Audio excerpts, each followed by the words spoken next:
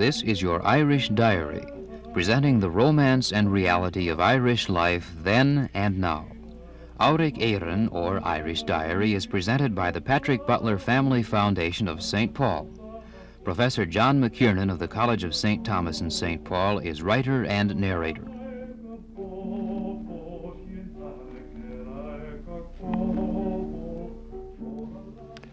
Is this a Persian or an Indian fire tower? A sun temple? If so, what is it doing in Ireland? You will recall perhaps Whitman's lines in Passage to India.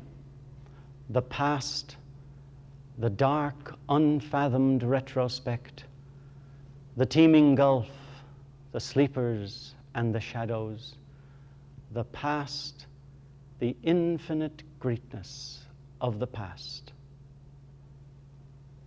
The past is something that interests us all. I suppose it's a sign of our humanity.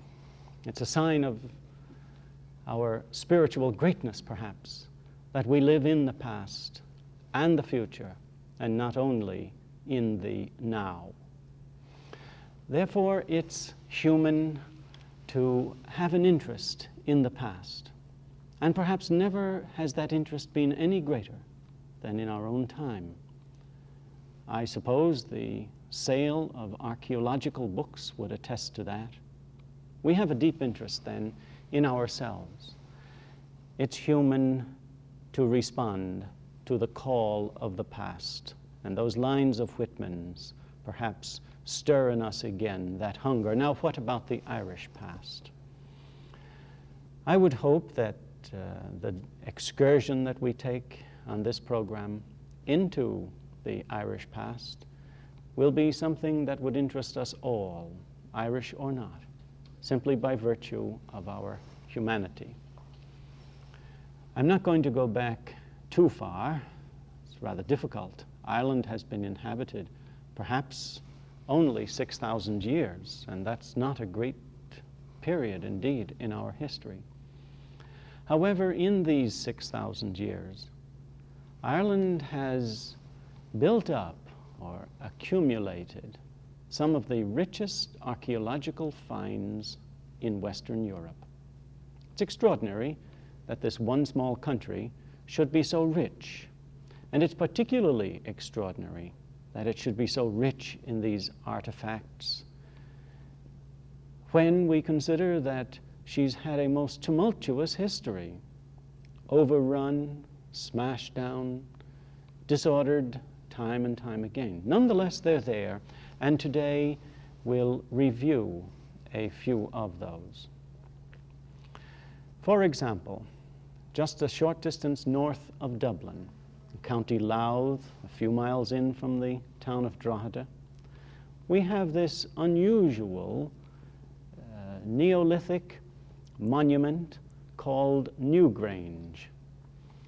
This rises on the landscape there in a gentle swell and looks, I suppose, something like a hill, and that's about all. On the other hand, when we begin to investigate it, and this is something now of an X-ray of that hill, when we begin to investigate it, we notice it has some rather fascinating features. In the first place, we can tell that it's an artificial mound. It's not a work of nature, but a work of man.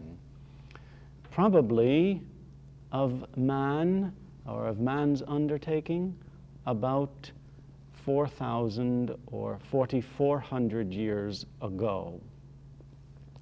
Now, what kind of work of man? In this X-ray of it, you notice we're looking directly from above, whereas in our first view of it we had seen its profile. Now we see it from above. And we notice it is a circular mound, and at the midpoint on the right, we notice this incursion into it, somewhat in the shape of a cross. That passageway goes in about 62 feet. Now, if you'll notice on the extreme edge of this, you see this series of dots.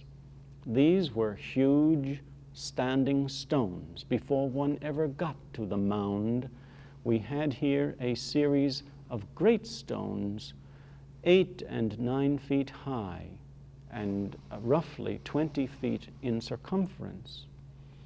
And they were placed with great precision, about 30 feet apart, all around the mound, making a total of about 35 of these huge stones that required considerable skill simply to manipulate into place. Then as we approach closer, we see the very edge of the mound itself is further made of large stones, but now lying on their edge.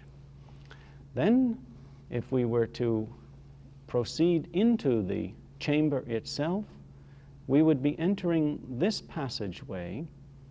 First, we would have to stoop because it's only a few feet high. But as it goes in, it gets a little bit easier to walk upright until at the very end of it, we're in an area where the dome is approximately 20 feet above us. And the passageway itself is made of huge stones, some of them 11 and 12 feet long, extremely heavy, put into place and then covered over in a mound. When we come into the dome area, the central area itself, we notice this rough cross formation with a little cell, we might say, on either side. The dome itself is corbelled, that is covered over. Now this is the entrance to that passageway, rather difficult for you to make out until your eye adjusts to the fact that the upper portion of the picture is simply the dead and dying grass on that mound, and you are looking straight into the opening with the low walls on each side. And directly in front is this large stone on which you may be able to make out some rather barely, faintly discernible lines, rich carvings. Now, having seen this in its X-ray and its other forms, you will now understand this particular picture, which shows the pattern of the gradually rising roof until you come to that central dome, and you can see it's discriminated again from the earth overlaying it. This work then is a work of over 4,000 years ago. And that inscribed rock you saw a little while ago is inscribed in this manner, so that it is a work of art, that is, a work of man as he manipulates nature. These inscriptions on the rocks had a meaning which no longer perhaps speaks to us, but had a significance for the people who did them. This, therefore, will give you an idea of part of the richness of the remains in Ireland, going back now 4,000 years ago, or beyond 2000 BC. We went into this one with a little bit of detail to give you an illustration of that very point, that Ireland has a rather old history, an ancient history, that her countryside is filled with antiquities. And I'll give you a few brief illustrations further before I come to the main subject today, that tower which you saw illustrated on your screen at the very beginning of this program. In this instance, we have another very old burial mound. Just as that first one, I perhaps neglected to tell you its use. It was for purposes of burial and presumably people of some distinction. So this one is likewise a burial mound. The extraordinary thing, of course, about this is that the length of this is over 500 feet, and the top of it used to be about 100 feet. It's now about 80. The stones don't shrink, but people have carted them away to make their own use of them in more modern times. It's most unfortunate. This particular one is the cairn of Maeve, which is on the top of Knocknarea, and it features in a poem by William Butler Yeats, which you may remember, The Hosting of the She. And the thunder is thrown on the stones for all that Maeve can say. Well, this is Maeve's tomb. There are, however, other interesting antiquities on the countryside. This is another type of burial, and this one is near Riverstown in Ireland. Look at the huge rocks raised up on supporting pedestals. Natural rocks, that's true, but 70 tons of weight aren't just thrown about carelessly, you know. And all of this was accomplished 1,500 years or so before Christ was born. In other words, there was some knowledge of engineering capacities. This is another type of old Irish relic, if you will, near Roscobarry in County Cork, reminiscent on a smaller scale of another Celtic antiquity in England called Stonehenge. In other words, this too is one of those ritual circles.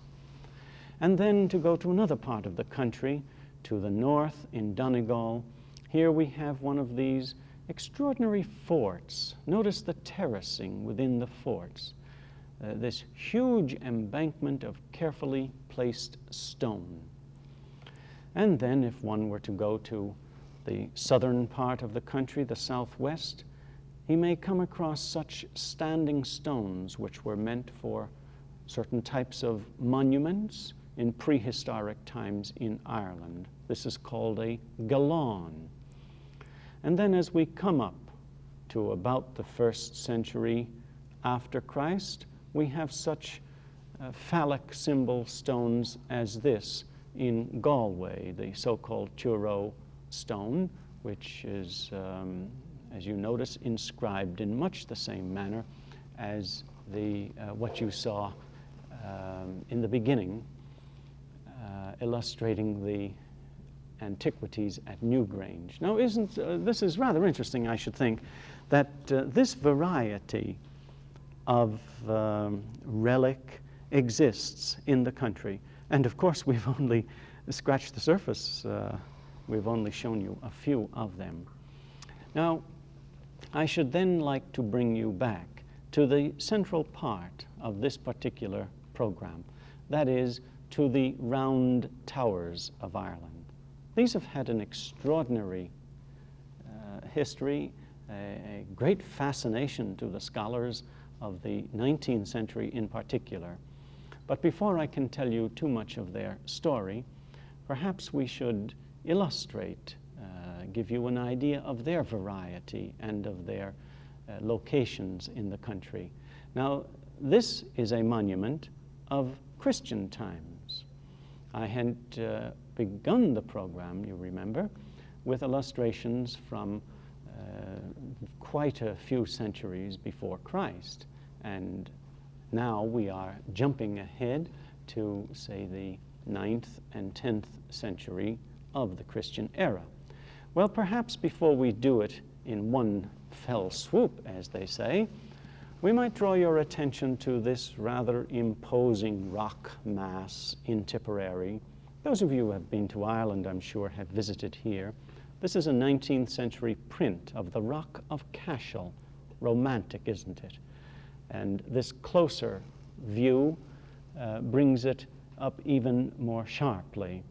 However, I think we need a modern view of the same rock, and here we see it in all its grandeur today. Now, I say that this is a rather imposing rock mass because it occurs in the plain in Tipperary, and suddenly this juts up from the ground about 200 feet, a huge rock outcropping. with these buildings, unfortunately, not in good repair. Hardly any of these old buildings in Ireland were suffered to come up to our time. Now, even on this rock, you will find one of the round towers that we are talking about on this particular program. And this illustration will perhaps bring home to you what we mean by the round tower. Notice it's quite perpendicular. It's ordinarily not attached to any building and ordinarily with a conical cap. Now, this particular rock of Cashel that we're talking about has a history from about the 4th to the 10th century, a history associated with the kingship of the southern part of the country. And then in the 11th century, or I'd say perhaps it was the beginning of the 12th century, that this rock was donated to the church and acquired such Christian associations as the Round Tower. We take you now to another part of the country, County Waterford, the town of Ardmore. This is one of the most beautiful of the round towers in sight of the sea here. It is one that has the added distinction. If you notice carefully as we scan this, you can pick out the stories because of the decorative rings. You can see one toward the lower end of your screen, another in the middle. And as we work our way up, you will see other decorative rings. You see that grass formation on one of them now, until we reach the top story. Now, Ardmore is about 95 feet high, and it's one of the more recent round towers in Ireland. We don't know exactly when it was built, but certainly it couldn't have been any later than the 12th century. In all likelihood, it was not any later than the 11th. The internal corbels are ornamented in this particular one. This is not true of them all. And the stoneware, can you get any idea here of how closely fitted together the stones are? This again is not true of all of them. The stonework on this is very attractive.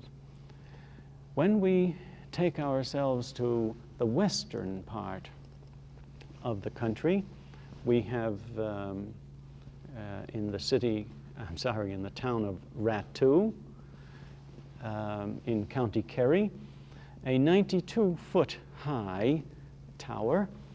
Can you make out the door on the lower left, that little black patch, and notice how high above the ground it is? This is typical of them all, and I'll explain that sometime a little bit later in the program. Now then we have in Loch Derg on the Shannon, the island, the so-called Holy Island, Inniscaltra. We have a group of early monastic buildings here, a monastery established by Saint Comine and island settlements by the monks. This particular round tower illustrates in part of the principles. I'd like to direct your attention to the middle of your screen where you see the window.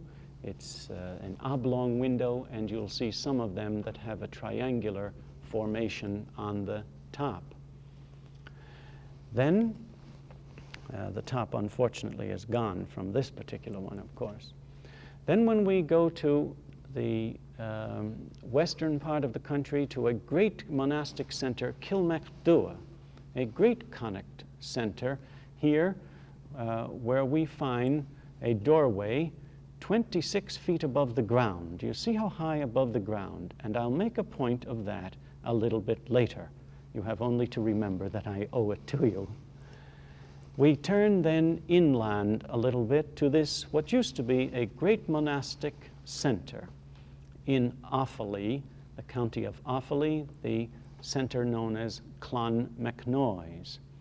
This particular place was once a great monastic settlement established in the 6th century and continued in existence until 1552. 1,000 years of existence. We have only these relics today. Now, this particular round tower, you notice the top, you can see the windows that were cut in the very top. As we go up these round towers, ordinarily you will find only one window per floor until you come to the top, and then most of them have a window in each cardinal direction, and a few of them, such as this one, have 6 windows. When we go to Laois, County Laois at Timahoe, we have another extraordinarily high tower and one in rather good repair. And then in Lusk, just north of Dublin, we find one that has been assimilated to a medieval square tower at the back of this church. When one goes now to County Meath, to the town or the area of Dunamore, all of these Gaelic names perhaps ought to be translated. Dunamore, Donachmore, the great church. Here we have one with this interesting crucifixion over the doorway. Notice the doorway to this one, and note how the decoration on each side of the architrave ends in a human head, and that very primitive crucifixion scene over the door itself. Finally, we come to Monaster Boyce in Louth, one of the, again, great centers, monastic centers, dedicated to a 6th century and founded by a 6th century saint, Buhin, and lasted really until the end of the 11th century when it was destroyed by fire and the books and the treasures were destroyed. One can climb to the top of this tower even though, as you can see, it is broken off. In the northwest section of the country, in County Fermanagh, the Isle of Devonish, this particular round tower is beautifully illustrated with all kinds of carvings on the side. For instance, these sculpted stones, figures of heads, for instance. Notice the stone work on the beard. This then is an illustration of some of the antiquities of Ireland, but with particular concentration on that Christian antiquity which we call the Round Towers. It's a very appropriate name. What else would you call them? Now, I think the most fascinating thing about the history of these towers is the great argument conducted in the 19th century, in particular, an argument about their uses, their purposes, and so on. And before I conclude with a summation of that argument, I'd like now to give you a brief idea of where we have been. Some of the places that we took you on this trip are to be found on this particular map. Inishcaltra, for instance, we were here. We were over in Ardmore in this section of the country. Here's the Ardmore Tower. This is Cashel, the Rock of Cashel. So we were in the southeastern part of the country. We were in, it's very difficult to call it the central part, but roughly the central part. We were over here in Galway, Kilmacduagh. The last one that we saw was Devonish, up in this part of the country. And we saw some on the eastern part of the country.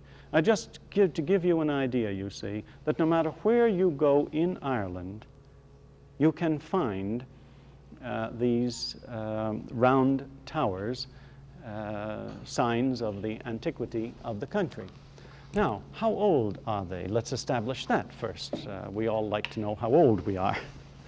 Well, most of them are the 9th and the 10th century. And in almost every instance, they're completely bare of mortar. So that this perfect stone building took a little art in itself, but has been maintained without any particular care, subject to frost, subject to raids, incursions, the political and military fortunes of Ireland over the past 1,000 years, and still they stand. There were many more than there are at present, but we're very fortunate to have a goodly number well distributed over the country even now. Well, the big question, what was their purpose? The most extraordinary suggestions were made. In the 19th century, the Royal Irish Academy decided that it was high time to get to the bottom of the mystery. So a prize was offered for the most scholarly essay on the matter. Well, it seems that there were 2 scholarly essays accepted, and one contradicted the other. But it was difficult to turn down either, so the result of that was that we got 2 essays. Now, one of them suggested that these towers have associations with fire worship of India and Persia, and possibly relationships to certain types of cultural practices in Egypt. There were some other arguments that they were also used for interments. But by and large, I think the, what shall we say, the solution that has proved to be most generally accepted was that advanced by a scholar by the name of Petrie, P-E-T-R-I-E. You might like to read his little essay. It came out originally in the form of a little essay to be read to the Royal Irish Academy, and it ended up in a bit more ponderous fashion. Now, Petrie said that substantially they were used as belfries, that wherever there was a little Christian settlement of monks and so on, this tower served its purpose as a belfry. Now, as such, you see, it's a distinctly native form of architecture, uninfluenced by the civilization of Greece and Rome, which, after all, gave to Europe virtually all that Europe has. So it's very interesting to us to come across something that's purely native and that has evolved from a native stream of thought and culture.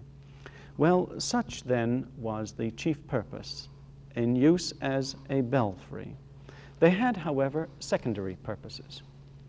They were used, for instance, in these centuries, the Danes and the Norse were overrunning Ireland, and the monasteries were particularly attractive because of the treasures there, and the Norse were not averse to slaying a few monks. So that these were also used as watchtowers, and possibly in that sense as beacons and as a place of refuge for the monks. And I'm afraid the mystery is as simple as that.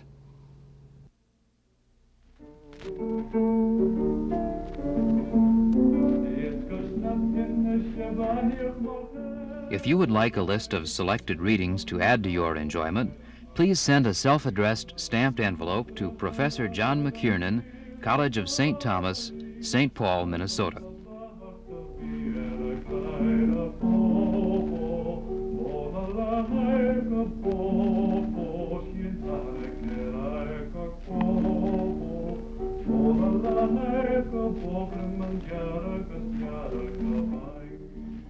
This program has been presented as a public service by the Patrick Butler Family Foundation and produced at KTCA-TV, Minneapolis, St. Paul.